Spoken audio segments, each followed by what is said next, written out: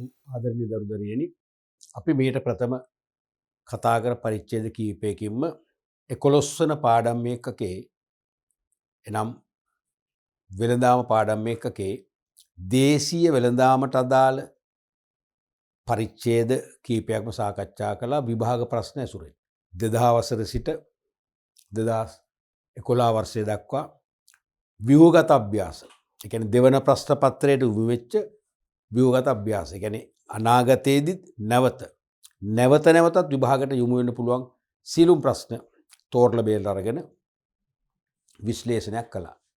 පිළිතුරු පත්‍ර සමීක්ෂණයේදී අපේක්ෂා කරන පිළිතුරු වල ස්වරූපය සහ ධාරිතාව ගැන අවබෝධයක් ලබා දෙමින් සහ පිළිතුරු වලට ලකුණු ලබා දෙන ක්‍රියා පිළිවෙල පිළිබඳ අවබෝධයක් ලබා දෙමින් හොඳ විග්‍රහයක් කළා. මම විශ්වාස කරනවා ව්‍යුහගත අභ්‍යාස වලින් දේශීය වෙළඳාම ඒකකයෙන් ඔබට මොන ප්‍රශ්නයක් આવත් දැන් ලියන්න පුළුවන් මට්ටමට ඔබ ඇවිල්ලා ඉන්නේ. අනිවාර්යයෙන්ම ඔබ ඉදිරියේදී මේ පාඩම් පරිච්ඡේදය නැවතත් පරිශීලනය කරන්න. ඔබේ මිත්‍රයන්ටත් මේකේ වටිනාකම කියන්න. මොකද ඔබ සමහරට පාසල හෝ උපකාරක පන්තියක නොලැබුණු පුනර්ජීවනයක් පිළිතුරු ලිවීමේ පුනර්ජීවනයක් ඔබට નિરાයාසයෙන්ම ලැබුණා කියලා මම දන්නවා. ඉස්සරහට ලැබෙනවා. අපි බලමු අද පාඩම් පරිච්ඡේදෙනුත් ඒ තවත් ත්‍රිවර කරගන්න වර්ධනය කරගන්න. මුලින්ම 2011 පැරණි නිර්දේශයෙන් අහපු විභාග ප්‍රශ්නය. 2011 පැරණි නිර්දේශය තුලින් අහපු විභාග ප්‍රශ්නය පහේ රෝම ඉලක්කම් 3. පහේ රෝම ඉලක්කම් 3. පහත සඳහන් දෑ පැහැදිලි කරන්න. පහත සඳහන් දෑ පැහැදිලි කරන්න. අයන්න වාණිජ තොග වෙලෙන්ද. වාණිජ තොග වෙලෙන්ද. දැන් අපි තියරි පාර්ට් එක කරද්දි මතකද කරා. මේක ටිකක් කලාතුරකින් අහන ඒරියා එකක්. මේක සිලබස් එකේ තියෙනව නොකර බෑ. තොග වෙලෙන්ද වර්ග. අහන්න ඉතාම අඩුවෙන්. තොග වෙලෙන්ද වර්ග මූලික දෙකක් කරානේ මතකනේ. එක්කෙනෙක් කවුද? නිෂ්පාදක හෝ නිෂ්පාදන තොග වෙලෙන්ද දෙකම යූස් වෙනවා. වඩා හරි නිෂ්පාදක තොග වෙලෙන්ද අනික ස්වාධීන තොග වෙලෙන්ද. මතකයි දෙක වෙනස? නිෂ්පාදක තොග වෙලෙන්ද කියන්නේ තොග වෙලෙන්ද කටයුතු නිෂ්පාදකයා පවරගත් අවස්ථාවක්. නිෂ්පාදකයාගේ භූමිකාව රඟ දක්වන අතර තොග වෙලෙන්දාගේ භූමිකාවත් රඟ දක්වන්නේ ඇත්තරම ක්‍රියාත්මක කරන්නේ නිෂ්පාදකයා. වෙන බාහිරින් තොග වෙලෙන්ද කරන්නේ. පැහැදිලිද? ඒක තමයි නිෂ්පාදක තොග වෙලෙන්ද කියන්නේ. ස්වාධීන තොග වෙලෙන්ද කියන්නේ ඉන්ඩිපෙන්ඩන්ට් හෝල්සේලර් කියන්නේ නිෂ්පාදකයා නිපදවනව විතරයි. ඒ නිමෙවුම් වෙළඳ පොළට නැත්නම් සිල්ලර වෙළඳුන්ට තොග වශයෙන් බෙදා හරින්න බාහිරින් තොග වෙළඳ පත් කරගෙන තියෙනවා. එයා තමයි ස්වාධීන තොග වෙළඳ කියන්නේ. ඒ ස්වාධීන තොග වෙළඳගේ ප්‍රභේද දෙකක් තියෙනවා. එකක් තමයි වාණිජ තොග වෙළඳ, අනිත් එක තමයි නියෝජිත තොග වෙළඳ. මේ වාණිජ තොග වෙළඳ කියන්නේ ප්‍රධානියාගේ භාණ්ඩ තමා වෙත අත්පත් කරගන්නවා. තමන්ගේ බාහිරට අරගෙන සිල්ලර වෙළඳුන්ට බෙදා හරිනවා. ගබඩා කරලා තියාගෙන. නියෝජිත තොග වෙළඳ කියන්නේ එහෙම නෙවෙයි. එයා භාණ්ඩවල අයිතිය පවරගන්නේ. අයිතිය පවරගන්නේ නැතුව සිල්ලර වෙළඳ වෙත භාණ්ඩ ප්‍රවාහණය කර දෙනවා.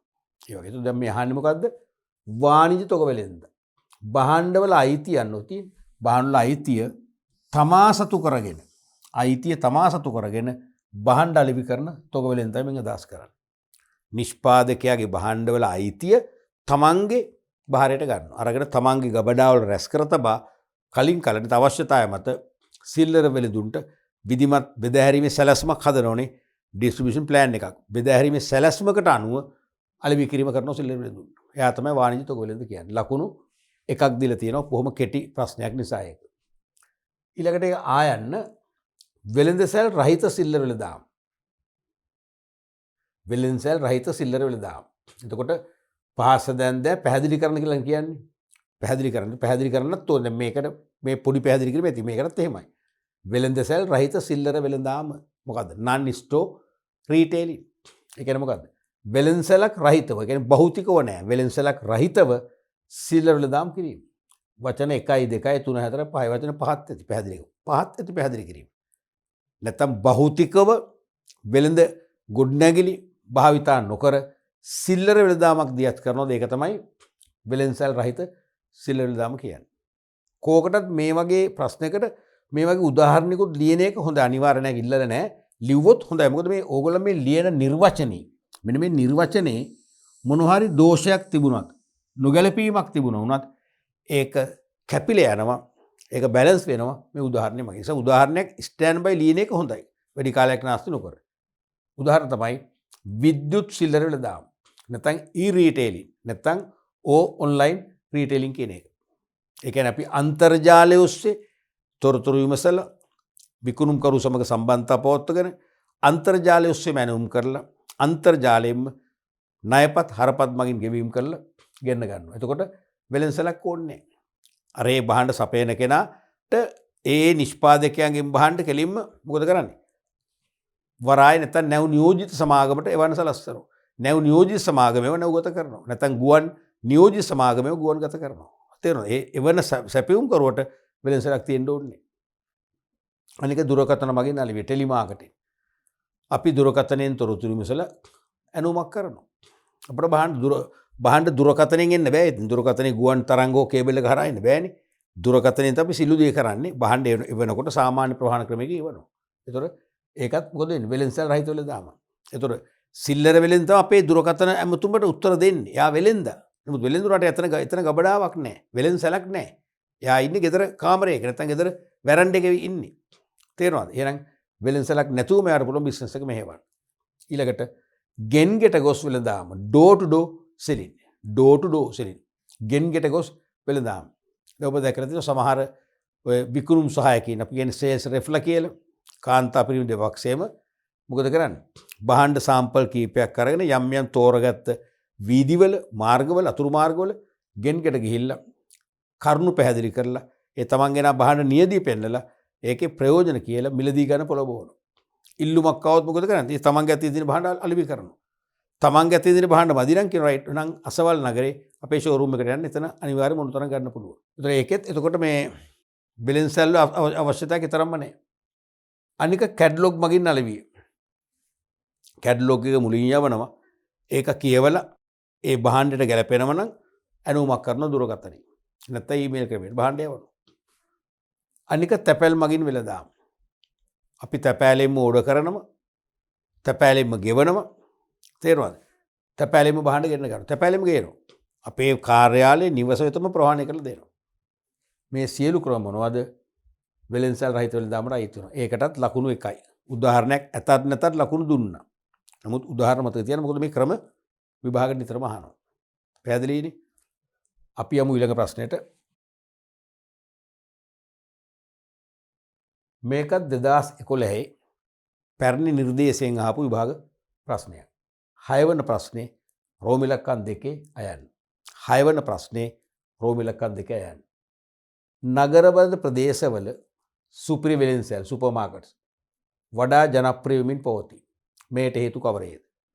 නගරබද ප්‍රදේශවල සුපිරි වෙළෙන්සැල් වඩා ජනප්‍රිය වෙමින් පවතී. මේට හේතු කවරේද? දැන් මේකට අපි අලුත් එකතු කරන්නේ මොකද්ද?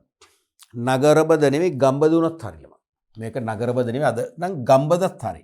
අද මේ ප්‍රශ්නේ අතර වෙනස් වෙන්නත් උන කියලා මං හිතන්නේ ගම්බද. ඇයි?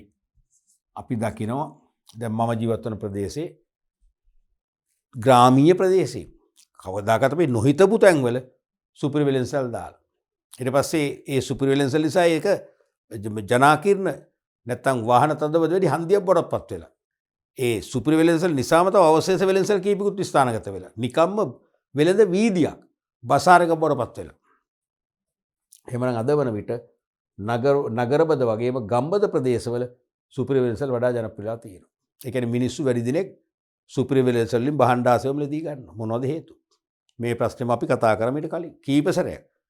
අපි කීප සැරයක් උත්තර නොදී සිටියානේ. මේ අපි බලනිකම් බලමුකෝ. තමන්ට අවශ්‍ය ආකාරයට භාණ්ඩ තෝරා ගැනීමට හැකි වීම. තමන්ට අවශ්‍ය ආකාරයට. ඒ කියන්නේ මොකක්ද? තම අභිමතයේ පරිදි. තම අභිමතයේ පරිදි. කැමැත්ත පරිදි. අභිමතයේ පරිදි.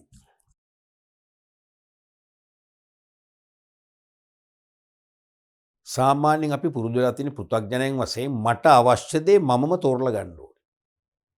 ඔබ දෙන දේ මං ගන්න කැමති නෑ.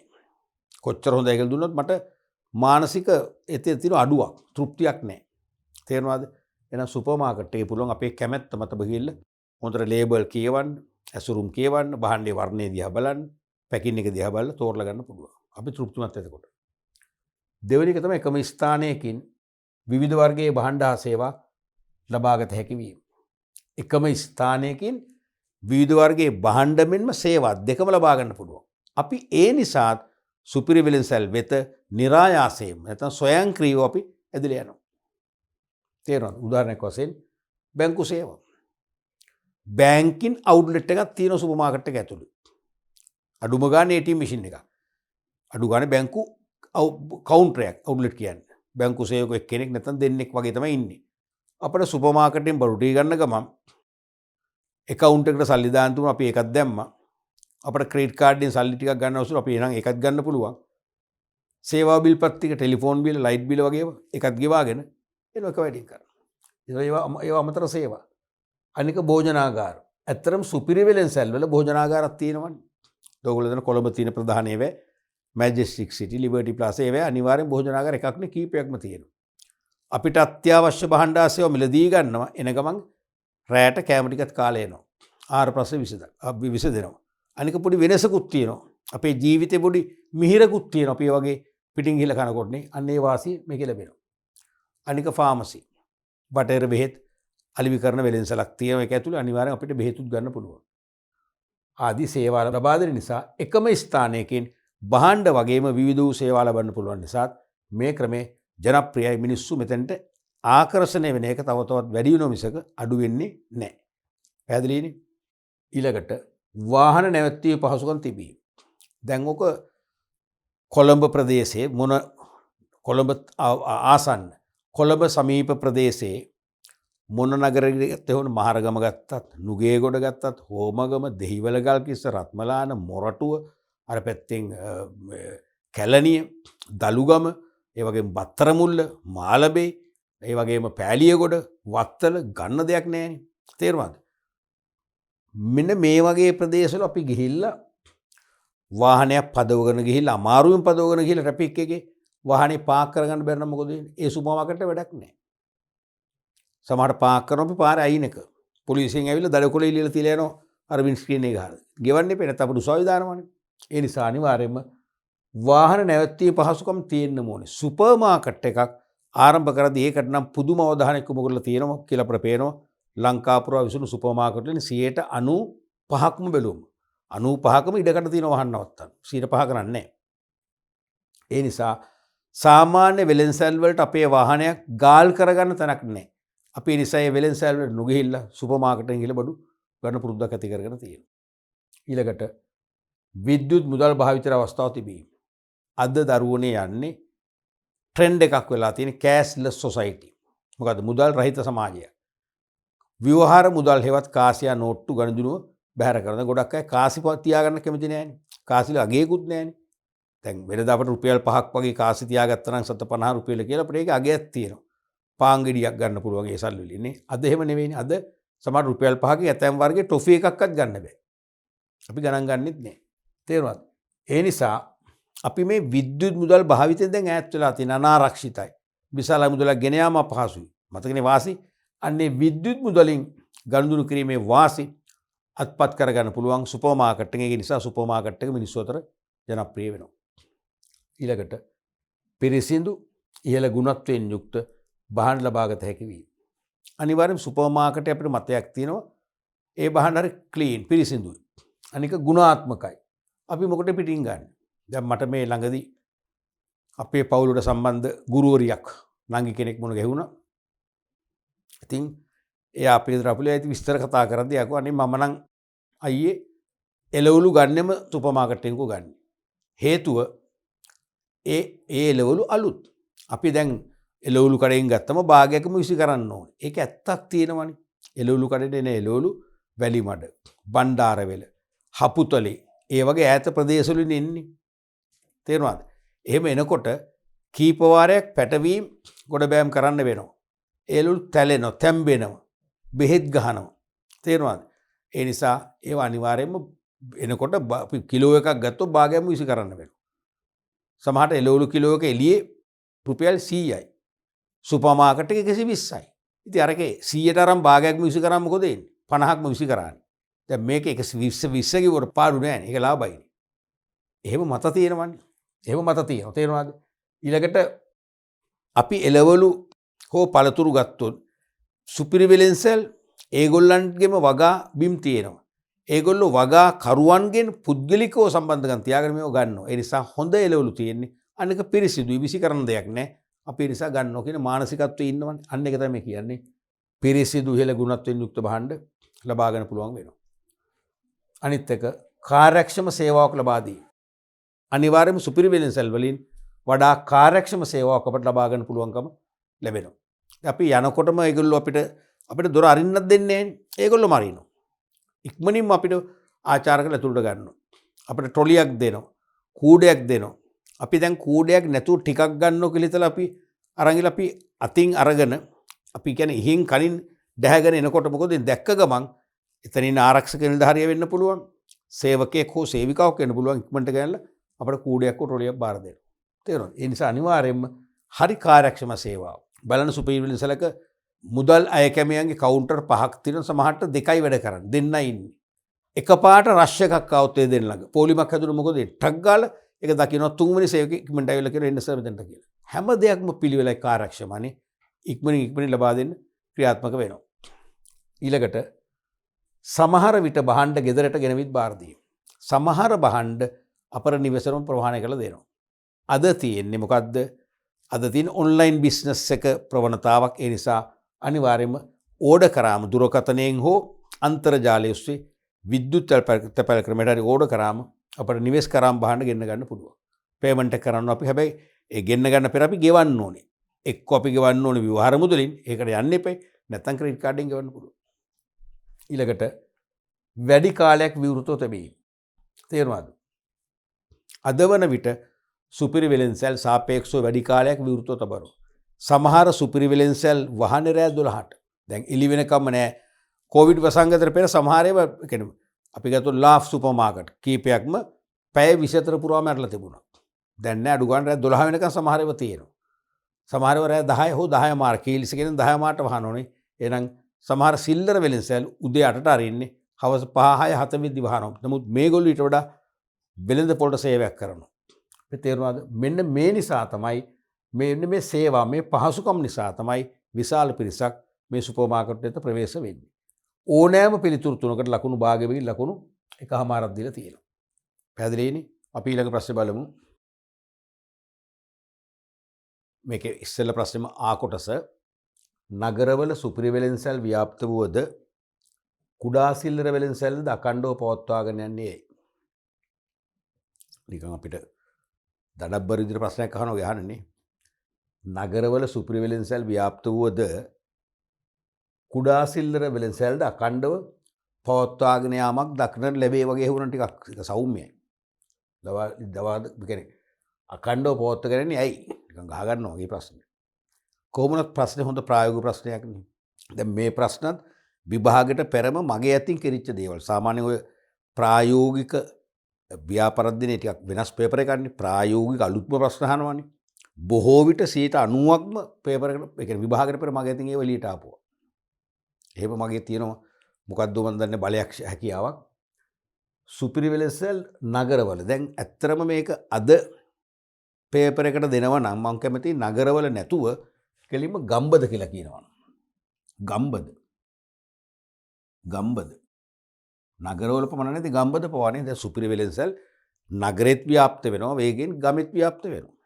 දැන් අපි කවදාකවත් හිතපු නැති නිකන් අපි කියන්නේ බොහොම නිස්කලංක ඒවත් ඒ වගේම ජන ගණත්වයක් නැති බොහොම නිස්කලංක ගැමි පරිසරවල පවා සුපිරි වෙළෙන්සැල් ව්‍යාප්ත වෙලා තියෙනවා. හැබැයි ඉන් පස්සේ ඒ වටා තව වෙළෙන්සැල් රාශියක් ව්‍යාප්ත වෙලා වෙළඳ වීදියක් බසාර එකක් ඇති වෙලා ඒ වගේම ජනාකීර්ණ වෙලා ජනාකීර්ණ කියන්නේ වාහන තදබදයක් ඇති වෙන පරිසරයක් නිර්මාණලා තියෙනවා. නමුත් ඒ එකක්වත් වැහුන්නේ නැහැ. ඒ නිසාද ගමේ නගරේ පමණක් නොවේ ගම්බද ප්‍රදේශවල සුපිරි වෙළෙන්සැල් ව්‍යාප්ත වෙනවා. එහෙම ව්‍යාප්ත වෙනකොට සමහරට අපේ පවුලේ අය පවා කියනවා ඔන්න අසවල් තැන සුපර් මාකට් එකක් දාන්න තමයි බිල්ඩින් එක බිල්ඩ් අප් කරගෙන යන්නේ. හොඳ වැඩේ වටේම ඉන්න කළුකරකාරු ඔක්කොම ටික ඉවරයි. එහෙම කියනනේ එහෙම ඉවර වෙන්නේ නැහැ. එහෙම සුපර් මාකට් එකක් දැම්ම කියලා කුඩා පරිමාණ සිල්ලර වෙළඳ සියල්ලම නැති වෙලා යන්නේ. සමහර කුඩා පරිමාණ සිල්ලර වෙළඳ ව්‍යාපාරිකයෝ බොහොම නිහතමානී, අවංක, අපි කියන්නේ සාධාරණ ව්‍යාපාරිකයෝ කියලා ඒ වගේ අය. නැති වෙන්නෙම නැහැ. තේරුණාද? එhmenan මහා පරිමාණව නැත්නම් මහා පරිමාණ සුපිරි වෙළඳසැල් නගර හෝ ගම්බද ප්‍රදේශවල ව්‍යාප්ත වුණත් ඒ ප්‍රදේශවලින් කුඩා පරිමාණ සිල්ලර ව්‍යාපාරිකයෝ බැහැර වෙන්නෙම නැහැ. ඒකට හේතු කීපයක් තියෙනවා. එකක් තමයි අයිතිකරු සහ ගනුදෙනුකරුවන් අතර හොඳ සම්බන්ධතාවයක් පැවතීම. දැන් ඔය කියන කුඩා පරිමාණ සිල්ලර වෙළඳ ව්‍යාපාරිකයා අපිට මොකක් හරි ඥාති සම්බන්ධයක්. එහෙම නැත්නම් ඥාති සම්බන්ධයට වඩා මිත්‍ර සම්බන්ධයක් තියෙනවා. කලක් තිස්සේ අපේ පවුල් එක්ක සම්බන්ධයි. අපිට හැම වෙලාවෙම අපි අමාරුවට ඉච්චලා අපිට උපකාර කරන්න ඉදිරිපත් වෙන කෙනෙක්. වගේ නම් අපි එයාගේ කඩෙන් පිට බඩු ගන්න යන්නේ. ඔක තමයි ඇත්ත කතාව. ඒ වගේ සම්බන්ධතා ගොඩනගාගත්ත සිල්ලර වෙළඳ ව්‍යාපාරිකයෙක් නම් ඒ සම්බන්ධතා ජාලය නිසාම Tamanට කිසියම් හෝ සුපිරි වෙළඳසැලක තරම් විශාල ප්‍රමාණයක් නැහැ. Tamanගේ යැපුම් මට්ටමට Tamanට අලාභ නොවි වෙළඳසැල පවත්වාගෙන යන්න පුළුවන් මට්ටමට වෙළඳාමක් කරගන්න ගනුදෙනුකරු පිරිසක් රැඳෙනවා. ඒ නිසා ඒගොල්ලෝ නැති වෙන්නෙම නැහැ. පැහැදිලිනේ? දෙවෙනි එක තමයි සාපේක්ෂව භාණ්ඩවල මිල අඩු වීම. සමහර විට සුපර් මාකට් එකට වඩා ඇතැම් සිල්ලර වෙළඳසැල් වල මිල අඩුයි. හේතුව අපි දුම් එළවලු කියලා. ඒ පවුලේ අයම වගා කරන එළවලු තමයි ඒගොල්ලෝ විකුණන්නේ. අඩු මිලට ගන්නවා. අඩු ලාභයක් තියාගෙන අලිබේ කරනවා. තමන්ගේම ගෙවත්තේ පොල් ටික තමයි විකුණන්නේ. වෙන කඩවල දැන් සුපර් මාකට් එකේ පොල් ගෙඩිය 100යි මෙයා විකුණන 80ට. ඒ නිසාත් මොකද වෙන්නේ? අනිවාර්යෙන්ම යම් පිරිසක් මෙතන රැඳෙනවා. සුපර් මාකට් එකට සමහරට කඩින් කඩයයි අකණ්ඩව යන්නේ. සුපර් මාකට් වල ස්ථාවර ගනුදෙනුකරුවෙක් වෙන්නේ නැහැ. බොහෝ වෙලාවට ස්ථාවර ගනුදෙනුකරුවෙක් වෙන්නේ කුඩා පරිමාණ සිල්ලර වෙළඳ ළඟ. මොකද අඩු මිලට දෙන්න නිසා සාපේක්ෂව. ඊළඟට දැන් අපි ගත්තොත් කුඩා පරිමාණ සිල්ලර වෙළඳ ව්‍යාපාරිකයා වෙළඳසැල පවත්වාගෙන තමන්ගෙම ගොඩනැගිල්ල. තමන්ගේම ඉඩමේ ගොඩනැගිල්ල. කුලියක් නැහැ. තේරුණාද? ඒ වගේම තෙකලා විදුලිය 3 phase current ඒවට විශාල මුදලක් වැය වෙන්නේ නැහැ. පවුලේ ශ්‍රමේ බාහිර ශ්‍රමිකයන්ට වැටුප් ගෙවිල්ලක් නැහැ. ඒ නිසා සුපිරි වෙළඳසැල් අනිවාර්යයෙන්ම යම්කිසි ඉහළ මිලකට භාණ්ඩ අලෙවි කරන්න ඒ වගේ පිරිවැය ගොඩාක් ආවරණය කරගන්න තියෙනවා. මේගොල්ලන්ට එහෙම නැහැ. ඒ නිසා සාපේක්ෂව ලෝ ප්‍රයිස් වලට අඩු මිලට භාණ්ඩ අලෙවි කරන්න පුළුවන්. අන්න ඒ නිසා ඒ අඩු මිල නිසාම කිසියම් පාරිභෝගික පිරිසක් මේ ව්‍යාපාරات එක්ක ගනුදෙනු කරනවා. ඒ නිසා කුඩා පරිමාණ සිල්ලර වෙළඳ ව්‍යාපාර නැති කරන්න බෑ. පැහැදිලිද? ඊළඟට කේවල් කිරීමේ හැකියාව. බාගේනින් ඇබිලිටි එක. දැන් කොහොමත් අපි එක්කතකින් පෘථග්ජන පුද්ගලයන් වශයෙන් කෙලස් නැති කරපු අය නෙවෙයිනේ අපි පෘථග්ජන පුද්ගලයෝ. ආශාවන් තියන අය. ඒ වගේම විශේෂයෙන්ම කාන්තා පෙරමුණේ පාරිභෝගිකයින්ට තියෙනවා පිරිමි පාරිභෝගිකයින්ට වඩා කේවල් කිරීමේ හැකියාව. ඒ කියන්නේ අපි කිසියම් වෙලෙන්දෙක් අපිට ඔෆර් කරන ප්‍රදානය කරන මිලටම ගත්තොත් අපි තෘප්තිමත් නෑ. අපි විවිධාකාරයෙන් විවිධ හේතු කියනවා. ඇයි ඕක ඔය මිලට විකුණන්නේ? අසවල් කඩේ අඩුවට තියෙනවනේ. අසවල් නගරෙත් මේක මං ඊයේ පෙරේද ගත්ත මේ ගානට. අනික ඕක බ්‍රෑන්ඩ් එකත් හොඳ බ්‍රෑන්ඩ් එක නෙවෙයිනේ. හොඳම බ්‍රෑන්ඩ් එක නම් අසවල් බ්‍රෑන්ඩ් එක. මේක දෙවෙනි බ්‍රෑන්ඩ් එක. ඔහොම කියලා කියනවා අඩුවට දෙන්න කියලා. අපේ ඉලක්කේ රුපියල් 100ක භාණ්ඩයක් 80කට ගැනීම නම් 80 කෙසේ වෙතත් 85ටවත් දුන්නොත් මොකද වෙන්නේ? අපි ඒකට කැමතියි. අපිට ඕනේ අන්නේ වගේ මිල අඩුවට ගන්න. තේරුණාද? දැන් ඕක සුපිරි වෙළඳසැලුත් වෙන ක්‍රමයකට කරනවා දැන් නේ. බලන්න සුපිරි වෙළඳසැල වල හැම සතියෙම එක එක භාණ්ඩ වර්ග පාරිභෝගික මිල දී ගන්න. එක කාලෙට ඔන්න පොල් තෙල් බෝතල් වල මිල අඩු කරන 25කින්. හෙට ගියොත් එහෙම සබන් වල මිල 10%ක් අඩු කරලා. ඊට පස්සේ ඔය බීම වර්ග තියෙන ඔරෙන්ජ් බාල්ලි ඒ වගේ භාණ්ඩ වල මිල 120ක් අඩු කරනවා. මොකද්ද මේ කරන්නේ? මේකම තමයි මේකට ගැලපෙන්නේ කරන්නේ. මොකද මේගොල්ලන්ට පුළුවන්කම ලැබෙනවා අමතර වියදම් අඩු නිසා අඩු මිලට දෙන්න. තේරුණාද? ඒ වගේම බාගේන් කරාම කේවල් කරාම තවත් අඩු කරන්න පුළුවන්කම ලැබෙනවා. නමුත් සුපිරි වෙළඳසැල් වල ඒව කේවල් කරන්න දෙන්නේ නැහැ. කේවල් කිරීමේ ක්‍රමවේදයක් නැහැ. නැති නිසා ඒගොල්ලොම මිල අඩු කරලා පෙන්නනවා. තේරෙනවද? මොකද මේගොල්ලොත් එක්ක තරම් කරන්නේ. ඒ නිසා එහෙනම් කේවල් කිරීමේ හැකියාවක් තියෙනවා. කේවල් කරලා අඩු මිලට දුන්නොත් අපි තෘප්තිමත් වෙනවා. ඒකෙන් අපි අනිවාර්යයෙන් මේ වෙළඳ සැල් හිමිය සමග බැඳීමක් ඇති කරගන්නවා. ඒ නිසා ඒ වෙළඳ සැල් නැති වෙන්නෙම නැහැ. ඊළඟට හතරවෙනි එක. පක්ෂපාතී ගනුදෙනුකරන පිරිසක් සිටීම. දැන් සෑම කුඩා පරිමාණ සිල්ලර වෙළෙන්දෙක් සතුව තමන්ට හිතවත් පක්ෂපාතී පාරිභෝගික පිරිසක් ඉන්නවා. ඒගොල්ලෝ විවිධ හේතු නිසා අපි අතීතේ උදව් කරපු නිසා සමහර ඒගොල්ලන්ගේ දරුවන්ට අපි ඉගෙන ගන්න උදව් කරන නිසා අපේ ඥාති සම්බන්ධයක් නිසා තේරෙනවද? එහෙම නැත්නම් අපිට කරපු සේවය නිසා අපි පක්ෂපාතී. ඒ නිසා අපි ඒ සිල්ලර වෙළෙන්දගෙන් පිට යන්නෙම නැහැ. ඒ සිල්ලර වෙළෙන්සල පහු කරලා වෙන කඩේකට හෝ සුපර් මාකට් යන්න හිතෙන්නෙම නැහැ. අන්න ඒ නිසා කතරම් සුපර් මාකට් ව්‍යාප්ත වුණත් කුඩා පරිමාණ සිල්ලර වෙළෙන්සල් අතුගාවිලා යන්නේ. ඒවත් ක්‍රියාත්මක වෙනවා. ඔව් ඊළඟ එක තමයි බහණ්ඩ හිඟ කාලවලදී තම පංගුව වෙන් කරවාගත හැකිවීම. දැන් කාලෙන් කාලයේදී බහණ්ඩ හිඟ වෙනවනේ. හිඟ වුණාම අපි තුමු කිරිපිටි හිඟ වෙනවා කියලා. අපි සුපර් මාකට් එකට ගිහිල්ලා කියනවා මම හැමදාම බඩු ගන්නේ මේ සුපර් මාකට් එකෙන් ඊළඟ සැරේදී කිරිපිටියව මට 5ක් වෙන් කරලා දෙන්න. වෙන් කරලා දෙනවද? වෙන් කරලා දෙන්නෙත් නෑ. අපි කියන කතාව පිළිගන්නෙත් නෑ. අපිව මතකත් නෑ. මොකද ඒකේ විශාල වෙළඳ පිරිවැටුමක් තියෙනවා. විශාල ගනුදෙනුකරන සංඛ්‍යාවක් ඉන්නවා. මතක නෑනේ. එහෙම බැඳීම් ඇති වෙන්නේ නෑ. නමුත් පොඩි සිල්ලර කඩේක ඉන්නේ ගනුදෙනුකරු ටික දෙනයි. මතකයක් තියෙනවා. පෞද්ගලිකව හඳුනනවා. ඒගොල්ලෝ දන්නවා ඒගොල්ලන් කඩෙන් හැමදාම බඩු ගන්නේ කවුද? මධ්‍යම ප්‍රමාණයෙන් ගන්නේ කවුද? වරින් වර ඉඳහිට ගන්නේ කවුද? ඔක්කොම ඒගොල්ලෝ දන්නවා. ඒ නිසා මට සමහරට කියන්න ඕනෙත් නෑ. මම ඉල්ලන්නෙත් නෑ. කිරිපිටි එනකොට මට ඒගොල්ලෝ දන්නවා මං ගන්නවා සාමාන්‍යයෙන් පැකට් 5ක්. එනම් 5 වෙන් කරනවා. ඔබ 10ක් ගන්නවා 10 වෙන් කරලා දෙනවා. අපි ඉල්ලන්න ඕනෙත් නෑ. ඉල්ලුවොත් අනිවාර්යයෙන්ම ඉල්ලීම ඉෂ්ට කරනවා. තේරෙනවද? අන්න ඒ නිසා බහණ්ඩ හිඟ කාලවලදී පවා කාට නැතු වුණත් කොහේ නැතු වුණත් අපිට අපි ගන්න ප්‍රමාණය ක්වොන්ටිටි එක වෙන් කරලා රහසිගතව අපට ලබා දෙන එක මොන තරම් සේවයක්ද? ඒකෙන් ඇතිවන බැඳියාව මත අපි අවුරුදු ගානකට ඒ වෙළෙන්දගෙන් වෙළෙන්ද බහණ්ඩ මිල දී ගන්න බැඳීමක් ඇති කරගන්නවා. අන්න ඒ නිසාත් එවැනි වෙළෙන්දු අපට අනිවාර්යෙන් නැති කරන්න බෑ. මොන මහා පරිමාණ වෙළෙන්දෙක් හිටියත් එයාටත් යම් පිරිසක් ඉන්නවා. ඊළඟට පුද්ගලික මිත්‍ර හෝ ඥාති සම්බන්ධතා නිසා. ඒක සරලයිනේ. අපිට පුද්ගලික මිත්‍ර සම්බන්ධතා තියෙනවා. ඥාති සම්බන්ධතා තියෙනවා.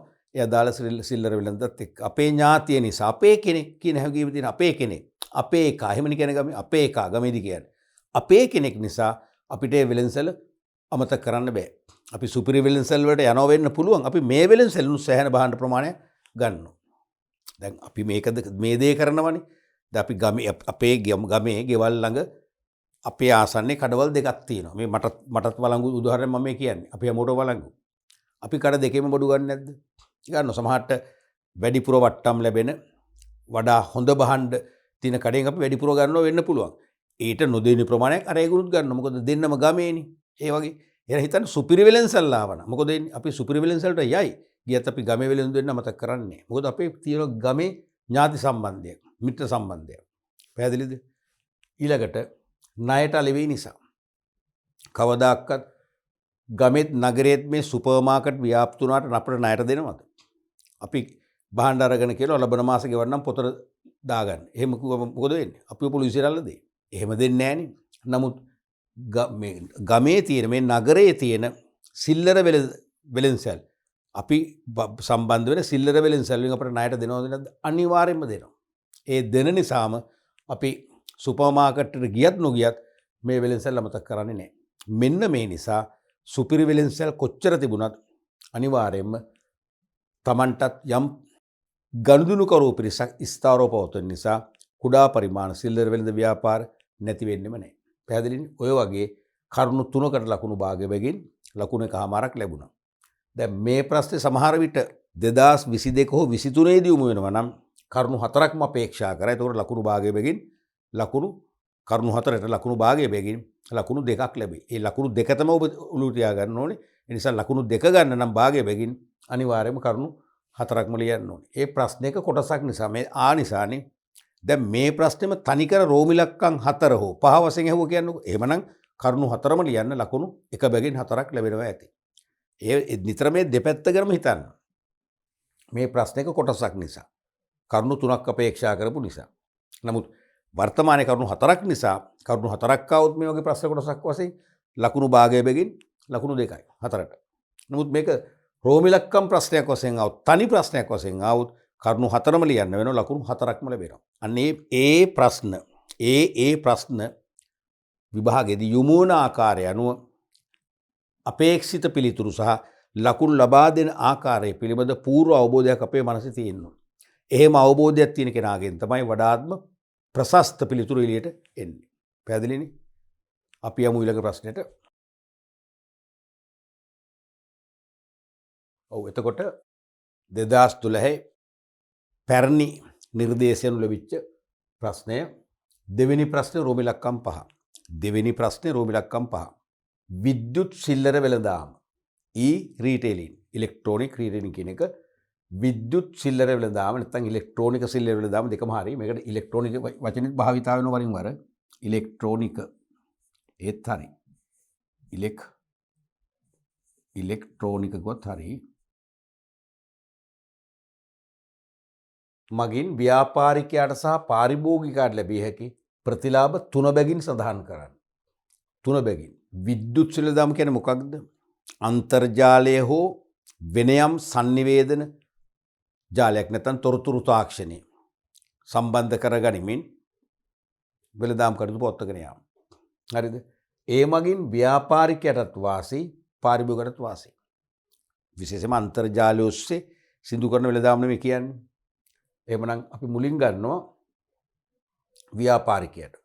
මේක අනික තනි ප්‍රශ්නයක්. තනි ප්‍රශ්නයක්. ඒ කියන්නේ ලකුණු 3ක් මේකට දීලා තියෙනවනේ. 3න් එහෙනම් එකමාරක් දෙනවා ව්‍යාපාරිකයට ලැබෙන ප්‍රතිලාභ සඳහා. හරිද? තවත් ලකුණු එකමාරක් ලැබෙනවා පාරිභෝගිකයට ලැබෙන ප්‍රතිලාභ සඳහා. එහෙනම් මුලින් අපි ව්‍යාපාරිකයට කියලා ගහලා ශීර්ෂ කරලා අංක දාලා මේක පිළිවෙල ලියන්න ඕනේ. නිතරම ඔබ හැම ප්‍රශ්නයකම සෑම ප්‍රශ්නයකම ඊට පස්සේ වාස්තුක පේපර් එකේ විශේෂයි. අර ඕගොල්ලෝ ලේසියක ලකුණු අඩුවෙන් ගන්න පේපර් එක විශේෂයි.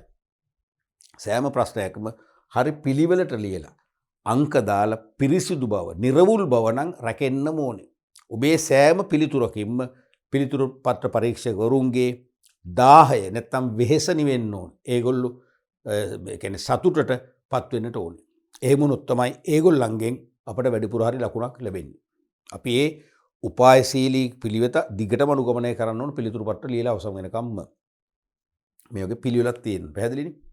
මොකද මම අත්දැකීමෙන් දන්නවා මම මගෙන් අවුරුදු 12ක් කරපු කෙනෙක් වශයෙන් හැම ගුරුවරයෙක්ගේම වගේ හැම පරීක්ෂකවරයෙක්ගේම වගේ මුවෙන් පිට වෙනවා මේ ළමයා හරි නීට් හරි පිළිවෙලයි හරිම බ්‍රයිට් ළමයෙක් වෙන්න ඇති තේරෙනවද හරිම නීට් හරි පිළිවෙලයි බලන්න ආසයි ඔය වගේ වචන එනවා මොකක්ද ඒ කියන්නේ ඒගොල්ලන්ගෙන් ලකුණු අනිවාර්යයෙන් මොකද වෙන්නේ එළියට වැඩිපුර එනවා ඒක නවත්තන්න බෑ අපි මිනිස්සුෝනේ ඔබටත් මම මේ කියන දේ අත්දකින්න පුළුවන් කවදා හරි ඔබත් ගුරුවරු වෙච්ච දවසට ඒ නිසා මේ පිළිවෙල කියන එක නම් අනිවාර්යයෙන්ම තියෙන්නට ඕනේ.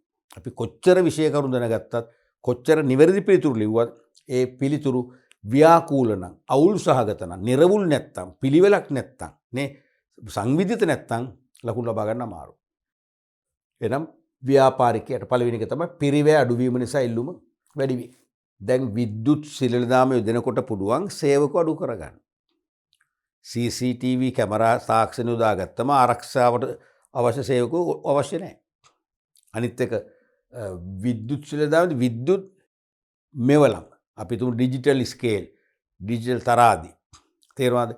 ඒ වගේම භාණ්ඩ රැස් කර තැබීමට භාණ්ඩ ඉස්වීමට පොඩි අර පැලට් ජැක්ස් නැත්නම් කුඩා ප්‍රමාණයේ ෆෝක් ලිෆ්ට් රථ ඉලෙක්ට්‍රික් වලින් දහවණය වෙන. ඒ වගේ දේවල් යොදාගත්තම අනිවාර්යයෙන්ම මිනිස්සු 10 දෙනෙක් කරන වැඩවලට අර එක මැෂින් එකක් ඇති.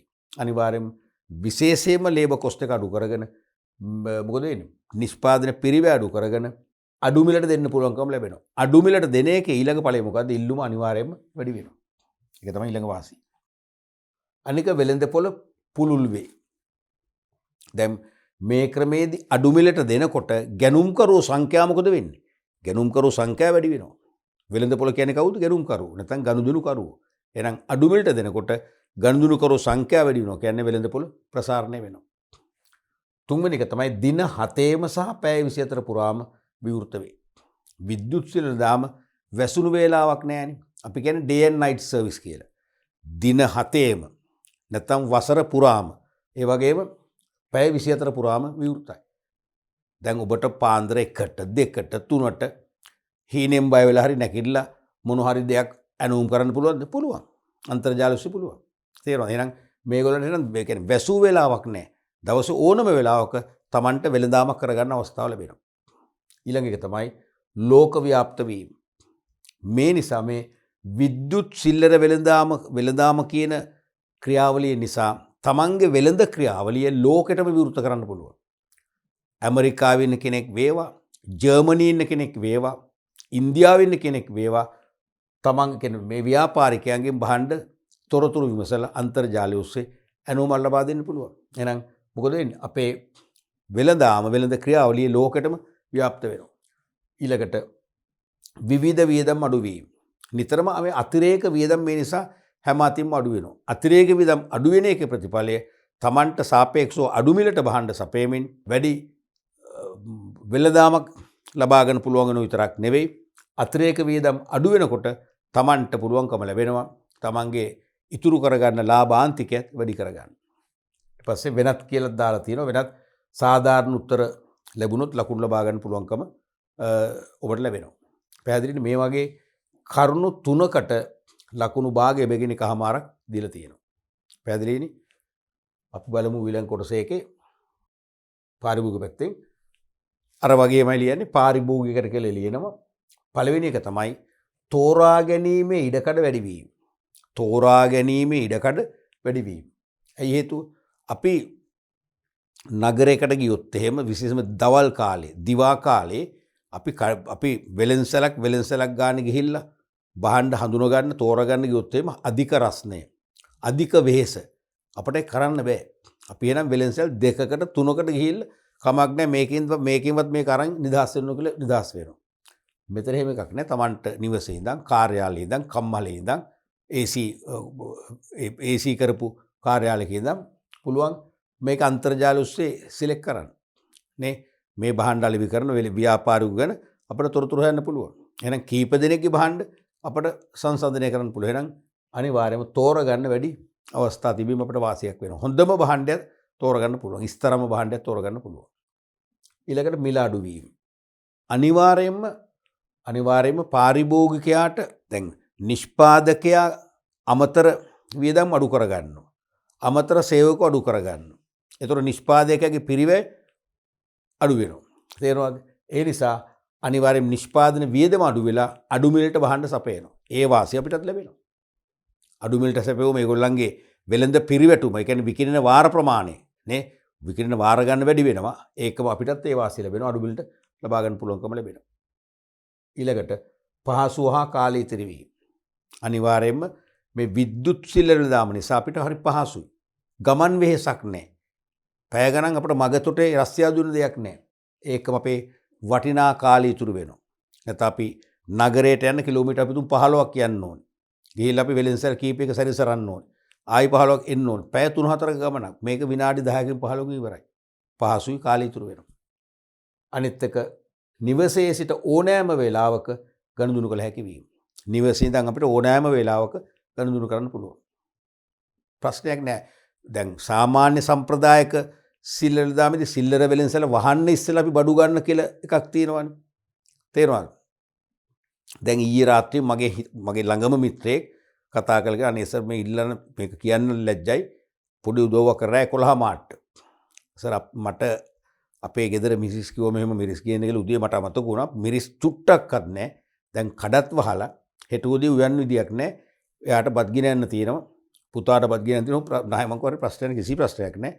ඔයා එන්න ටක් ගාලා මං දෙන්නම් කියලා මං අපේ ගෙදරින් මිරිස් 100 පැකට්ටයක් දුන්නා නැද්ද එහෙම ඇති කිව්වා. තේරුණාද? දැන් බලද එතන ප්‍රශ්නේ. දැන් ඔතන ඒ සම්ප්‍රදායක සිල්ලර වෙලෙන්දුත් එක්ක අපි ගනුදෙනු කරන නිසානේ.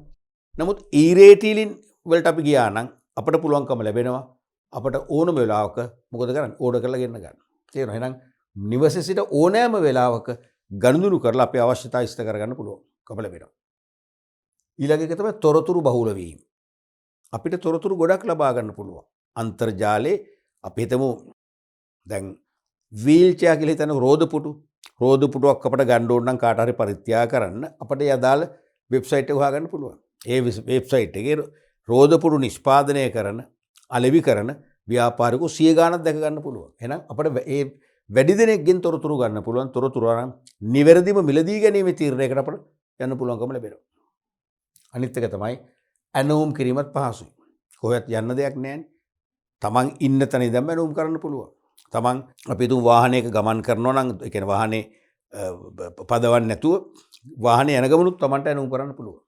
තේරුණානේ? වෙනත් අපිට වාසි ලියන්න පුළුවන්. තත්ත්වයෙන් උසස් භාණ්ඩ ගෙන්න ගන්න පුළුවන්. තව ඕනනම් අපිට ලියන්න පුළුවන්. අතරමැදියන්ගෙන් තොරව අතරමැදියන් මෙතන සම්බන්ධ වෙන්නේ නැහැ නේ. තේරුණාද? කෙලින්ම අපි ව්‍යාපාරිකයන් ගන්න. එහෙනම් තවත් ලියන්න පුළුවන්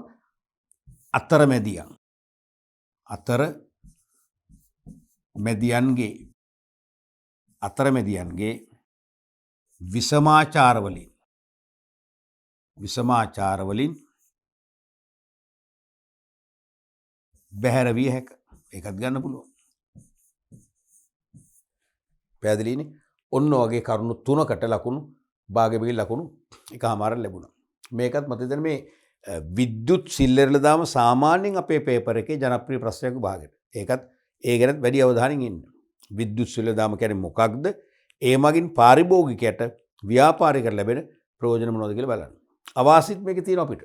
මේක අවාසිත් අහන විභාගෙට. මොනවද අවාසි? එකක් තමයි මේ භාණ්ඩ භෞතිකව පරීක්ෂා කරලා බලන්න බෑනේ.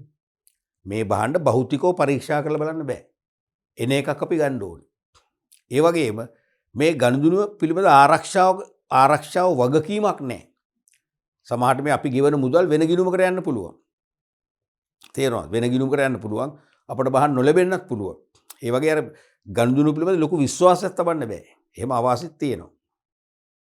අනිත් එක භෞතිකව සිල්ලර වෙලෙන්ද සමග හමු වෙලා කතා කරලා මිත්‍රශීලී වෙලා අපි යම් දිගු කාලින සම්බන්ධතාවයක් ගොඩනගා ගන්න ඒ වගේ දේවල් මේක ලැබෙන්නේ නැහැ කවදාකවත්. හුදකලා බවක් අපිට තියෙනවා.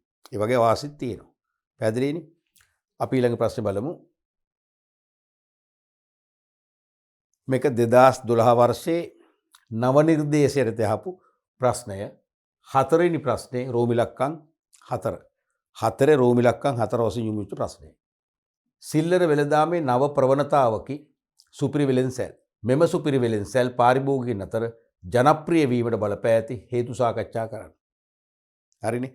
මේකත් නිතර මේ සුපිරිවෙලෙන්සැල් ගැනත් අනිවාර්යෙන් නිතර ප්‍රශ්න අහනවා. කියන්නේ සුපිරිවෙලෙන්සැල් වලින් පාරිභෝගිකයෝ ලබන වාසි මොනවද? ඒ වාසි නිසා තමයි පාරිභෝගිකයෝ අතර සුපිරිවෙලෙන්සැල් ක්‍රමයද වේගෙන් ජනප්‍රිය වෙලා තියෙන කියන අදහස අහනවමයි. මේක මීට ඉස්සෙල්ලත් අපි කතා කරා. තේරුණාද? ඊට පස්සේ සමහර ප්‍රශ්න අපි අත්තරියා ඒ කතා කරපු ළඟ නිසා. පළවෙනි එක මොකක්ද? එකම වෙළඳසැලකින් බොහෝ පාරිභෝගික වුමනා සපුර ගන්න පුළුවන් නිසා සුපිරිවෙලෙන්සැල් ක්‍රමේ ජනතාව අතර වේගෙන් ජනප්‍රිය වෙනවා. අපි උනත් කැමති. දැන් ඔබ කැමතිද භාණ්ඩ වර්ග 10ක් ගන්න වෙළෙන්සැල් 10කට යන්න? එහෙම කැමති වෙයි. මොන හරි මුලේ අමාරුවක් තියෙනවා. නැත්තම් කැමති වෙන්නේ නැහැ නේ.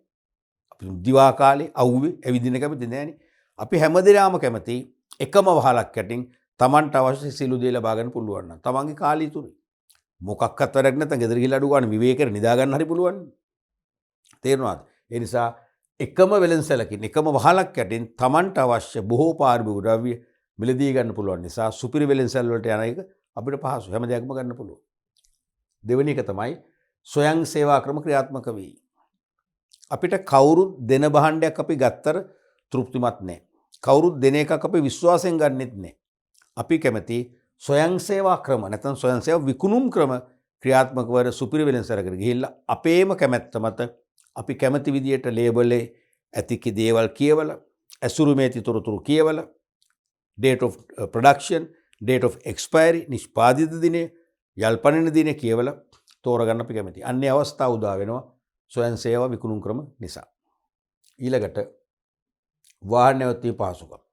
දැන් ගොඩක් වෙලාවට දැන් අපි දන්නවා ලංකාවේ සමූපකාර සිල්ලර වෙළෙන්සැල් තියෙනවා නැත්නම් ප්‍රාථමික සමූපකාර සමිති වල හිමිකාරත්වයට තේ අත්‍යවශ්‍ය පාරිභෝගික භාණ්ඩ අලෙවි කරන අද ඒවා නම් පවා අලුත් කරලා තියෙන නවීකරණය කරලා තියෙනවද ඒ වෙළෙන්සැල් නිකන් ස්වයං සේවා වෙළෙන්සැල් හෝ සුපිරි වෙළෙන්සැල් මට්ටමට මොනවද කෝප් සුපර් සෙන්ටර් නැත්නම් කෝප් සුපර් සිටි අර නිකන් සුපිරි වෙළෙන්සැල් වගේ නිකන් අපිට මානසිකත්වයක් ඇති වෙන්නේ තේරෙනවද දැන් එහෙම වුණත් ඒවැ බිස්නස් අඩුයිනේ මොකක්ද හේතුව ප්‍රධාන හේතුව ඒවට වාහන නතර කරන්න විශාල පහසුකම් නැහැ වාහන එකක් උපරිම දෙකක් ගහන්න පුළුවන් අඩු ගානේ වාහන 15ක් 20ක් ගහන්න එහෙම පහසුකම් නැහැ ඒ නිසා සුපිරි වෙළෙන්සැලේ අපි කැමති අපිට ලේසින් අපිට පහසුයි අපිට බයක් නැහැ අපේ වාහනේ පාරේ අයිනේ නැවතුත් වාහනේ හප්පගෙන යයි වද්දගෙන යයි එහෙම සැක නැහැ අපි ආරක්ෂිතව පාක් කරා ගාල් කරා බඩු ගත්තා අන්න ඒ වාසිය නිසා සුපිරි වෙළෙන්සැල් වලට මිනිස්සුන්ගේ ගනුදෙනු කරුවන්ගේ පැමිණීම ආකර්ෂණය අනිවාර්යෙන් ඉහළගයක් ගන්නවා ඊළඟට වෙනත් පාරිභෝගික සේවාවන් ලබාගත හැකි වීම සුපිරි වෙළෙන්සැලෙන් අපි යන්නේ භාණ්ඩ හා සේවා මිලදී ගන්නනේ ඒ යන ගමන් අපට වෙනස් සේවා ලබා ගන්නත් පුළුවන් ඒ නිසා ජනතාව අතර මේ වෙළෙන්සැල් ක්‍රම ජනප්‍රිය වෙනවා මොනවද වෙනස් සේවාවන් කියන්නේ උදාහරණ බැංකු සේවා ෆාමසි සේවා ආපන ශාලා දැන් බොහෝලට බැංකින් අවුට්ලට් කියලා කියන්නේ බැංකු සේවා කවුන්ටරයක් තියෙනවා ඒකේ බැංකුවක් වෙනුවෙන් එක සේවකයෙක් දෙන්නෙක් වැඩ කරනවා අපිට ගිණුම් වලට සල්ලි දාන්න පුළුවන් චෙක් එකක් අපිට මුදල් කරගන්න පුළුවන් ලයිට් බිල් වතුර බිල් අපිට ගෙවන්න පුළුවන් එහෙනම් එක ගමන ඉන්නේ බැංකු සේවා අනික ෆාමසි අපිට සුපර් මාකට් ගිහිල්ලා අවශ්‍ය බෙහෙත් ටික ගන්න වෙනම ෆාමසි දුවන්න ඕනේ නැහැ ඒකේ ෆාමසියක් තියෙනවා ඒ අමතර සේවත් ලැබෙනවා අපි දැන් රෑ වුණා ඒ නිසා අපි කෑම උයන්න වෙලාවක් නැහැ කෑම අපි කොහෙන් හරි අරන් යන් කොහෙවත් දුවන්න ඕනේ නැහැ සුපර් මාකට් එක ඇතුළෙම ගොඩක් වෙලාවට කොළඹ තියෙනවේ භෝජනාගාරයක් තියෙනවා නේ ආපන ශාලාවක් තියෙනවා කැම ටිකක් ගන්න පුළුවන් ඒ වගේම තවත් ගත්තොත් එහෙම මේක දාලා නැහැ මොනවද දරුවන්ට විනෝද වෙන්න පහසුකම් සමහර කිඩ්ඩිස් ඒරියා එකක් තියෙන වෙනම තේරෙනවද විවිධාකාරයේ ළමා ක්‍රීඩා පහසුකම් තියෙන එතකොට අනිවාර්යයෙන් මේ ළමයි එතන විනෝද වෙන නිසාම අපිට විනෝද වෙන දකින්න අපි ආස නිසාම අපි එතෙන්ටම බහන්න ගන්න එනවා ඒ අලි උපාය මාර්ග තේරෙනවද ඊළඟට වායු සමීකරණය කර තිබීම අනිවාර්යයෙන්ම AC පහසුකම් තියෙනවනේ ඒ නිසා පිරිසිදු බව සෞඛ්‍ය ආරක්ෂිත බව ආරක්ෂා වෙනවා ඇතුළත පිරිසිදුයි දූවිලි නැහැ ඒ වගේම සෞඛ්‍ය රැකෙන්නත් ඒක හොඳ හේතුවක් වෙනවා මොකද අවට දූවිලි අවට දූෂණය වෙච්ච වායු වගේ දේවල් ඇතුළට එන්නේ නැති නිසා ඊළඟට ගුණාත්මක භාණ්ඩ තිබීම දැන් ගොඩක් අයගේ මතයක් තියෙනවා මාකට් එකේ නැත්තම් වීදිවල වෙළඳුන්ගෙන් ගත්තොත් භාගයක්ම විසි කරන්න වෙනවා සුපිරි වෙළෙන්සැලෙන් ගත්තොත් එළවලු 100%ක්ම පාවිච්චි කරන්න පුළුවන් එහෙම මතයක් තියෙනවනේ ඒක 100%ක්ම නිවැරදි නෑ යම් අවස්ථාවල හරි තේරෙනවද ඒ නිසා ගුණාත්මක භාණ්ඩ තිබෙනවා කියන විශ්වාසය නිසා පුද්ගලෝ පෙළඹෙනවා සුපිරි වෙළෙන්සැල එක්ක ගනුදෙනු කරන්න ඊළඟට ආකර්ශනීය සුවඳශීලී සේවක මණ්ඩලයක් සිටීම ඒක නම් වැදගත්නේ ඇත්තටම ඒ සුපර් මාකට් වලින් සේවක ගොඩකට කාන්තා සේවකවනේ ගන්න මොකද ඒගොල්ලෝ හරි සුකුමාලයි ඒගොල්ලෝ හරි ප්‍රසන්නයි තේරුණාද දැන් සාමාන්‍ය පිරිමිකම ටිකක් දඩබ්බරයිනේ කටුකයිනේ තේරුණාද කටහඬ බව කටුකයිනේ ඒ නිසා සුහදශීලී ඒ වගේම ආකර්ශනීය සේවක මණ්ඩලයක් පාවිච්චි කරන හැමෝටම හොඳින් අමතනවා සර් කියනවා මැඩම් කියනවා ඒ වගේම නිතරම හෙල්ප්ෆුල් උදව් කරනවා ඒ නිසා අපි කැමති යන්නේ වගේ සුහදශීලී ඒ වගේ මිත්‍රශීලී සේවකයොත් එක්ක වැඩ කරන තැනකට ගිහිල්ලා භාණ්ඩ අවශ්‍ය මිලදී ගන්න. ඒ නිසා සුපිරි වෙළෙන්සැල් වෙත ජනතාව විශාල ප්‍රමාණයක් ඇදලා යන එක නතර වෙන්නේ නැහැ. ඊළඟට විවිධ ප්‍රවර්ධන ක්‍රම ක්‍රියාත්මක වීම. විවිධ ප්‍රවර්ධන ප්‍රොමෝෂන් සිස්ටම් මම කිව්වේ දැන් සමහර සුපර් මාකට් තියෙනවා දිනපතාම තියෙනවා විවිධ ප්‍රවර්ධන ක්‍රම. අද දානවා අපි හිතමු පොල් තෙල් වගේ ඒවට දෙනවා සහන 125ක් වට්ටම. හෙට දෙනවා සබන් වලට. අනිත් දෙනවා පර්ෆියුම්ස් වලට. ඊට පස්සේ ඊළඟ දවස් දෙනවා බිස්කට් වලට. තේරෙනවද? ඊළඟ දවස් දෙනවා හෑන්ඩ් වොෂ් වලට. විම් වගේ ඒවා කුස්සියේ මුරුතන්ගේ පිරිසිදු කරන ගන්න ඒවට. මෙහෙම දෙනකොට අපි දන්නවා අනිවාර්යයෙන්ම මොකක් හරි දින අපි දිනපතා යන්න පුළුවන් නම් දිනපතාම යනවා. මොකද අර ප්‍රොමෝෂන් එක ප්‍රවර්ධන ක්‍රමයේ ප්‍රොමෝෂන් එක යටතේ අපිට අඩු මිලට ගන්න. ඒ නිසා අනිවාර්යයෙන්ම ගනුදෙනු කරවන්ගේ ආකර්ෂණය ඇති වෙනවා. අනික ආපසු බාර දීමේ ප්‍රතිපත්තිය. ආපසු බාර දීමේ ප්‍රතිපත්තිය. දැන් කලින් මුල්ම කාලේ සුපිරි වෙළෙන්සැල ආරම්භ වෙච්ච මුල් යුගයේ අපිට පරණම ඕනේ කාගිල්ස් මිලර්ස් ඒ වගේ වනේ. ඒ වගේ එකකින් බඩු ගත්තොත් ආපසු බාර දෙන්න බෑ. බාර ගන්න නැහැ. නමුත් දැන් බාර ගන්නවා. දැන් තරගෙනි. තරගෙ නිසා එක සුපර් මාකට් එකක් කියනවා වරක් විකුණු බාන අපි බාර ගන්න නැහැ මතේ ඉන්නවා. නමුත් වෙන සුපර් මාකට් එකක් කියන රයිට් ප්‍රශ්නයක් වුණොත් අපි බාර ගන්නවා. එතනට යන්නේ කස්ටමර්ස්ලා. ඒ නිසා දැන් සෑම සුපර් විලෙන්සලක්ම විකුණු බහඬ කිසියම් දෝෂසහගත තත්ත්වයක් තියෙනවා ආපසු බාර දීම ප්‍රතිපත්තියක් තියෙනවා. විද්‍යුත් ගෙවීම් ක්‍රම භාවිතා කළ හැකි වීම. අද තියෙන්නේ කෑෂ්ලෙස් සොසයිටි එකක්. මුදල් රහිතව ගනුදෙනු විකල්ප මාර්ග වලින් පියවමින් තම වුමනා සපුරා ගන්න සමාජ ක්‍රමයක් තියෙනවා. ඒක තමයි කෑෂ්ලෙස් සොසයිටි. මුදල් රහිත සමාජයක් කියන්නේ. එහෙමනම් මුදල් රහිත සමාජයක් තුල නම් මේ සුපර් මාකට් එක ක්‍රියාත්මක වෙන්නේ අනිවාර්යයෙන්ම සුපර් මාකට් එක සිදු වෙනවා ණයපත් හෝ හරපත් මගින් ගෙවීම් බාර ගන්න. තේරුණාද? ඒ නිසාත් අනිවාර්යයෙන්ම මිනිස්සු කැමැත්තක් දක්වනවා සුපර් මාකට් එකෙන් ගිල භාණ්ඩා සේවා මිලදී ගන්න. ඊළඟට වෙනත් පිළිගත හැකි කරුණු තවත් හේතු තියෙනවානේ. එවැනි හේතු නිසාත් පුළුවන්කම ලැබෙනවා මිනිස්සුගේ ආකර්ෂණය දිනා ගන්න.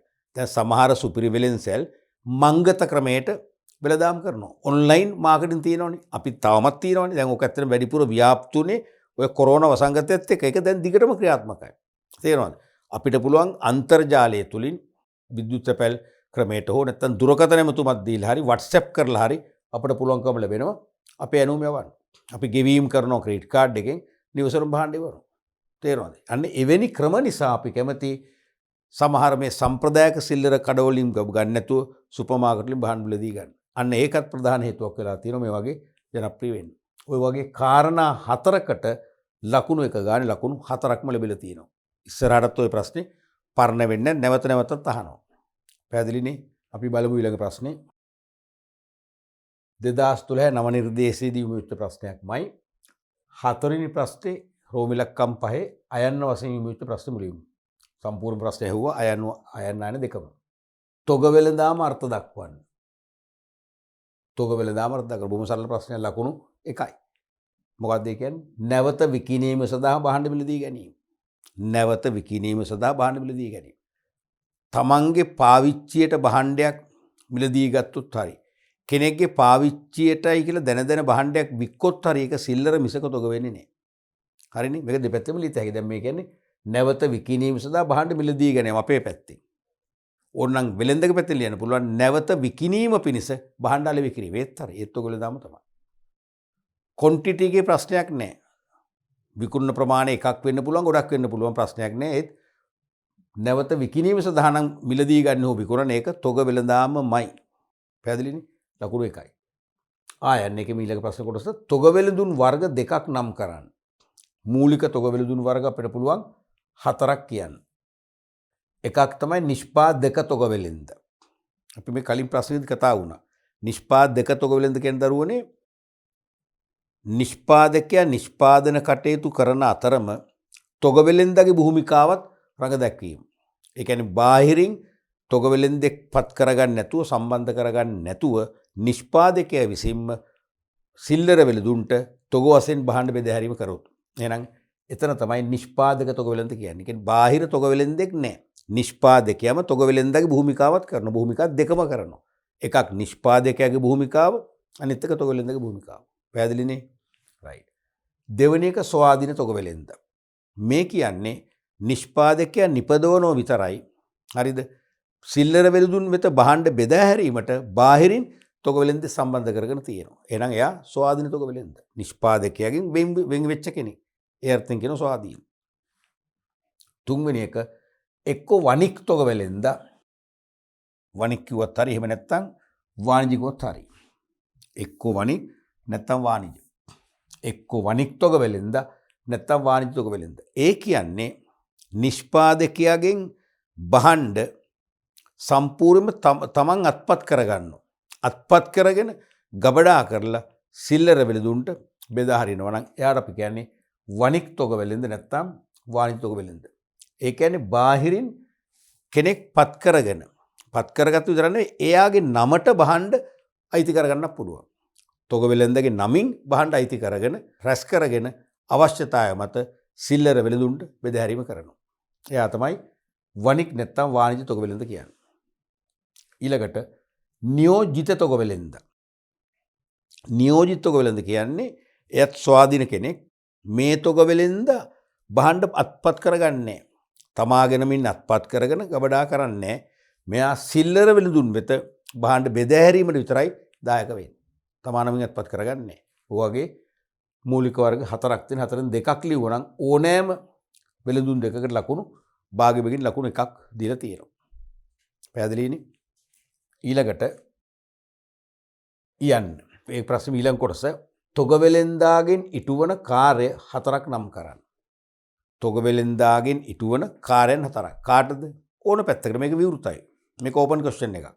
එක්ක නිෂ්පාදකයට, එක්ක පාරිභෝගිකයට, එක්ක සිල්ලර වෙළෙන්දාට. ඔය තුන් පැත්තන තියෙන ඔය තුන් පැත්තරම පොදුවේ විවෘතව ලියන්න පුළුවන්. එක පැත්තක් ලියුවර ලකුණු දෙන්න වෙනවා. මොනවද කාර්යයන්? එකක් මිලදී ගැනීම. තොග වෙළෙන්දක මූලිකම කාර්යය තමයි නිෂ්පාදකයන්ගෙන් විශාල තොග වශයෙන් මිලදී ගැනීම. බල්ක් බයින් කිරීම. විශාල තොග වශයෙන් මිලදී ගන්නවා. දෙවෙනි එක මොකද කරන්නේ? විකිණීම කියලා තියෙනවා ගමන විකිණීම. ඒ වගේම ගබඩා කිරීමනේ. ගබඩා කිරීම සහ විකිණීම. එහෙනම් විශාල වශයෙන් මිලදී ගන්නවා. එයාගේ ගබඩාවල රැස් කර තබා ගන්නවා. රැස් කර තබාගෙන අවස්ථානුකූලව සිල්ලර වෙළඳුන් වෙත විකිණීම නැත්නම් විකිණීම කරනවා. ඊළඟට ප්‍රවාහණය කර දීම. බොහෝ වෙලාවට ලංකාවේ සෑම තොග වෙළෙන්දෙක්ම ප්‍රේරක නියෝජිතයෙක්. ලංකාවේ සෑම තොග වෙළෙන්දෙක්ම ප්‍රේරක නියෝජිතයෙක්. ඒ කියන්නේ කවුද? ෆෝවර්ඩින් ඒජන්ට් කෙනෙක් දරුවනේ. ඒ කියන්නේ ප්‍රේරක නියෝජිතයාට තමාටම අයත් තමාටම ආවේනික තමන්ටම අයිති ප්‍රවාහන පද්ධතියක් තියෙනවා. එහෙනම් බොහෝ තොග වෙළඳුන්ට තමන්ටම අයිති ප්‍රවාහන පද්ධතියක් තියෙනවා නම් ප්‍රේරක නියෝජිතෙක් හා සමානයි. එහෙනම් තමන්ටම අයිති ප්‍රවාහන පද්ධතියක් තියාගෙන අවශ්‍ය භාණ්ඩ ප්‍රවාහණය කර දෙනවා. කාටද? සිල්ලර වෙළඳුන් වෙත. ඊළඟට වෙළඳ පොළ පර්යේෂණ. වෙළඳ පොළ පර්යේෂණවල නියැලෙන්නේ තොග වෙළඳ. ඒකත් එයාගේ කාර්යයක්. මොකද නිෂ්පාදකයා මෙයාගෙන් වෙළඳ පොළ තොරතුරු අපේක්ෂා කරනවා. පාරිභෝගිකයන්ගේ ආදායම් තත්ත්වය, ඒගොල්ලන්ගේ රුචිකත්වයන්, තරගකරුවන්ගේ ස්වභාවය, තරංකරුවෝ කී දෙනෙක් ඉන්නවද? ඒ තරංකරුවන්ගේ අලෙවි කරන ප්‍රවර්ධන උපාය මාර්ග මොනවද? තොරතුරු අපේක්ෂා කරනවා. ඒවා දෙන්න මෙයා වෙළඳ පොලේ ගැඹුරු අධ්‍යයනයක් කරන්න ඕනේ. ගැඹුරු අධ්‍යයනයක් කියන්නේ පර්යේෂණයක්. ඒ නිසා වෙළඳ පොළ පර්යේෂණ කිරීමත් තොග වෙළඳ කාර්යයක් වෙනවා. ඊළඟට මූල්‍ය පහසුකම් සැලසීම. මූල්‍ය පහසුකම් සැලසීම. ඒ කියන්නේ කාටද? දෙපැත්තටම. මේ මූල්‍ය පහසුකම් සැලසීම එක්කෝ නිෂ්පාදකයට වෙන්නත් පුළුවන්. නිෂ්පාදකයට. හරිද? එහෙම නැත්නම් කාටද? සිල්ලර වෙළෙන්දර වෙන්නත් පුළුවන්. සිල්ලර වෙළෙන්දාට. එහෙමත් නැත්නම් පාරිභෝගිකයට වෙන්නත් බෑ. අන්න ඒක පොතක තියෙන පාරිභෝගිකයට වෙන්න බෑ. පාරිභෝගිකයන් අපිට සම්බන්ධයක් නැහැනේ. එහෙනම් තොග වෙළෙන්දා නිෂ්පාදකයාගේ මූල්‍ය දුෂ්කරතා විශේෂයෙන්ම එදිනෙදා කාරක ප්‍රාග්ධන අවශ්‍යතා. අමුඩාව මිලදී ගන්න, අනියම් සේවකයන්ට දෛනික වැටුප් ගෙවන්න, ඒ වගේ එදිනෙදා යන වියදම් පියව ගන්න අවශ්‍ය මුදල්නේ කාරක ප්‍රාග්ධන කියන්නේ. කාරක ප්‍රාග්ධන අවශ්‍යතා මතු වුණාම ඒක ගැටලුවක් වෙන්න නොදී පොලිස් සහිතව රහිතව තොග වෙළෙන්ද ණය සපයනවා. මොකද නිෂ්පාදකයා කෙලින් හිටියොත් තමයි තොග වෙළෙන්දට කෙලින් ඉන්න පුළුවන්. නිෂ්පාදකයා නිෂ්පාදන ක්‍රියාවලිය අඛණ්ඩව පවත්වාගෙන ගියොත් තමයි තොග වෙළෙන්දට වෙළඳාමක නියුක්ත වෙලා ලාභ ලබන්න පුළුවන්. ඒ නිසා යාට උදව් කරනවා. අනික තොග වෙළෙන්දගේ බහඬ සිල්ලර වෙළෙන්දා මැදිහත් වෙලා අලෙවි කලේ නැත්තම් ඒ තොග වෙළෙන්දාට වෙළඳාමක් නැහැ. ඒ නිසා සිල්ලර වෙළෙන්දාගේ මූල්‍ය දුෂ්කරතා නැති කරන්න එයාටත් පොලිස් සහිතව රහිතව නිෂ්පාදකයට වගේම පොලිස් සහිතව රහිතව සිල්ලර වෙළෙන්දාගේ මූල්‍ය ගැටලු නැති කරන්න මූල්‍ය ආධාර සපයනවා. ඒ නිසා දෙපැත්තම බැලන්ස් කරනවා. මොකද දෙපැත්තම බැලන්ස් කරන්නේ තොග වෙළෙන්දට දෙන්නම ඕනේ. මේ දෙන්නගේ හයියෙන් තමයි තොග වෙළෙන්ද සවි බල ගැන්වෙන්නේ. තේරුණාද? ඊළඟට ප්‍රවර්ධනය. අනිවාර්යයෙන්ම බොහෝ විට වර්තමානයේ වන විට නිෂ්පාදකෝ නොවේ දරුවනේ ප්‍රවර්ධන කටයුතු කරන්නේ. ප්‍රචාරණය, සේල් පැවැත්වීම, ඔය වීදි හඳුන්වා දීම හරි ජනප්‍රිය ක්‍රමයක්නේ. අලුත්ම භාණ්ඩයක් මාකට් එකට එනකොට රටේ ජනප්‍රිය පුද්ගලයෝ, සමහරට ක්‍රීඩා ලෝකේ ක්‍රීඩා වීරයෝ, ක්‍රීඩා තරු, නැත්නම් සිනමා ලෝකේ සිනමා තරු, තේරෙනවද? ජනප්‍රියයි. ඒ වගේ බැබලෙන තරු ගෙන්වල හොඳ ඇඳුමක් අඳලා, ආකර්ෂණ ඇඳුමක් අඳලා, බොහෝලට කැෂුවල් ඇඳුමක් අඳලා ඒගොල්ලෝ එකේ යම්කිසි වීදියක හොඳ තැනක නතරලා කොඩියක් එහෙම අතේ තියන් වාහන නතර කරලා වාහනේ යන අයට මේ අලුත් භාණ්ඩ හඳුන්වා දීමක් කරනවා. ඒක හරි ආකර්ශනීයයි. එවැනි සියලු ප්‍රවර්ධන උපාය මාර්ග තුලින් ප්‍රවර්ධන කටයුතු කරලා නිෂ්පාදකයාගේ භාණ්ඩ වලට ඉල්ලුමක් නිර්මාණය කරන්න දායක වෙන්නේ කවුද? තොගවැලෙන්ද. ඒකත් එයාගේ කාර්යයක්. ඊළඟට අවදානම් දැරීම. කවුරු වෙනුද? ඒකත් අර වගේම දෙපැත්ත වෙනු මේ වගේම. තේරුණාද? ප්‍රොඩියුසර්, රීටේලර් දෙන්න වෙනුවෙන්. නිෂ්පාදකයාගේ නිමෙවුම් නැෂ්‍ය වුණොත්, යල්පැනීමක් වුණොත් ඒ පාඩුව නිෂ්පාදක දෙන්න මෙයා බාර ගන්නවා. අනික් අතින් සිල්ලර වෙලෙන්දර ණයට විකුණලා බොල් නැහැ පාඩුවක් වුණොත් ඒකත් මෙයා බාර ගන්නවා. තේරුණාද? අවදානම් දරනවා. අනික් අතින් සිල්ලර වෙලෙන්දා විසින් බාරගත්ත භාණ්ඩ නොවිකිනි ඉතිරි වුණොත් මාර්කට් රිටර්න්ස් වශයෙන් ඒකත් බාර ගන්නවා. මෙන්න මේක අවදානම් දැරීමත් මෙයාගේ මූලික කාර්යය. ඊට අමතරව බෙදා හැරීම. බෙදා හැරීම. රටේ නැත්නම් සමස්ත වෙළඳපොළ සිසාරා විසුරුණු. සමස්ත වෙළඳපොළ සිසාරා විසුරුණු සිල්ලර වෙළඳුන් වෙත බෙදා හැරීමත් ඔය වෙළඳගේ ප්‍රධානම කාර්යයක් වෙනවා. ඔන්න වගේ ප්‍රධානම කාර්යන් කීපයක් තොග වෙළඳගේ ඉෂ්ට වෙනවා දෙපාර්ශ්වයටම. එවැනි කරුණු 4කට ලකුණු භාගයෙන් ලකුණු 2ක් දීලා තියෙනවා. පැහැදිලිනේ? ඔව්. ඊළඟට මේක හොඳට තේරුම් ගන්න මේ ප්‍රශ්නේ තව දෙකක් පැහැදිලි කරගන්න ඕනේ. තොග වෙළඳාගෙන් ඉටුවන කාර්යන් 4ක් මේ නම් කරන්න. හරි නම් කිරීම හරි. නම් කිරීමට මේක හොඳටම ප්‍රමාණවත්. කිසිම ප්‍රශ්නයක් නැහැ. නමුත් මේක පැහැදිලි කරන්න කියලා අහන්න පුළුවන්. ඒකත් රටාවක්නේ. පැහැදිලි කරන්න කිව්වොත් මොකද වෙන්නේ? මීට වඩා වෙනස් වෙන උත්තරේ. දැන් මේක නම් කරන්න සඳහන් කරන්න නිසා මේ වගේ ඉතාම කෙටියෙන් දැන් මේ එවකට කන්ට්‍රෝලින් චීෆ්ගේ මතය අනුව ඉතාම කෙටි පිළිතුරු මෙයාගේ භාෂාවෙන් ලියලා තියෙන්නේ. මේකත් ඇති. නමුත් මේක පැහැදිලි කරන්නකොත් මොකද වෙන්නේ? මේකට ලකුණු හම්බෙන්නේ නම් කිරීමට හම්බෙන්නේ ලකුණු භාගය. ලකුණු දෙකෙන් එකයි හම්බෙන්නේ නම් කිරීමට. අනිත් ලකුණු ගන්න පැහැදිලි කරන්න ඕනේ. ඒතර හොඳම දේ තමයි මිලදී ගැනීම කියලා පොයින්ට් එක ලියනවා. ඒතර ලකුණු භාගය ලැබෙනවා. මම උන මෙතන පෙන්නන්නම්කෝ. පිටු මෙහෙම ලියනවා. එක ලියනවා මිලදී ගැනීම. එක ලියනවා මිලදී ගැනීම. හරිද? ඊට පස්සේ ඒක පැහැදිලි කරනවා කෙටියෙන්. ඒ අර්ථය පැහැදිලි කරනවා. තරු ලකුණු දාලා කුත් වඩා හොඳයි. මොකද්ද?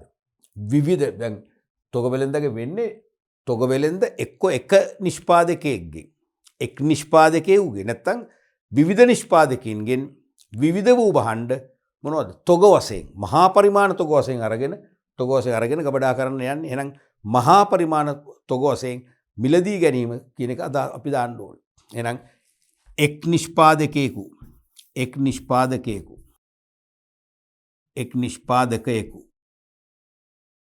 හෝ කීප දෙනෙකු ගෙන් මහා පරිමාණව තොග